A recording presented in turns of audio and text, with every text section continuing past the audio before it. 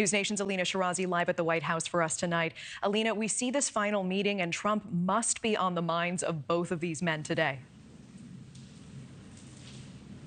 He certainly is, Natasha. Good evening. We know that the meeting today is certainly notable for the unanswered questions just as much as the answered ones.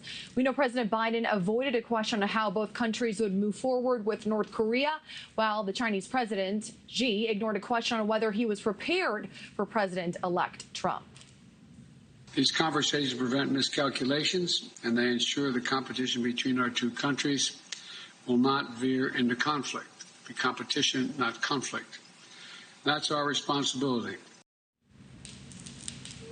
And President Biden and Chinese President Xi Jinping meeting today on the sidelines of the Asia-Pacific Economic Cooperation Forum in Peru.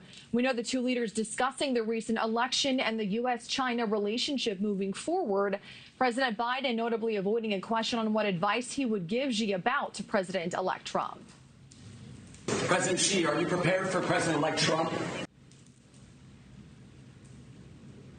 And the Chinese president did acknowledge ups and downs in the U.S.-China relationship, but said he wants to look for common ground. Xi saying this.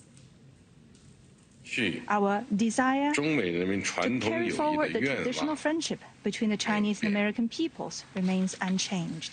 China is ready to work with the new U.S. administration to maintain communication, expand cooperation, and manage differences.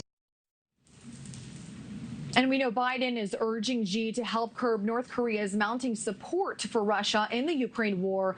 Biden joined South Korea's president and Japan's prime minister in condemning Kim Jong-un's decision to send troops to assist Moscow. We know Biden called this cooperation, quote, dangerous and destabilizing.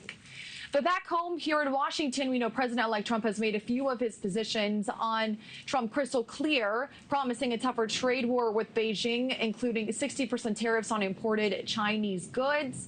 We know this week that President-elect Trump tapped two China hawks for his administration, Congressman Mike Waltz as National Security Advisor, as well as Senator Marco Rubio, we know, as his Secretary of State. Rubio, he's actually banned from traveling to the People's Republic as part of Chinese sanctions. National Security nominee Waltz also recently said that China is waging a new Cold War against the United States. We know the Biden-Xi meeting comes after the Chinese president visited a multi-million-dollar megaport in Peru that could create trade routes to bypass North America completely. So we know the new port does highlight China's expanding influence as well as their show of force in the region. Natasha. Okay, Elina Shirazi tracking that from the White House for us tonight. Thank you. Thanks for watching. Go to joinnn.com to find News Nation on your screen. And don't forget to click the red subscribe button below to get more of News Nation's fact-driven, unbiased coverage.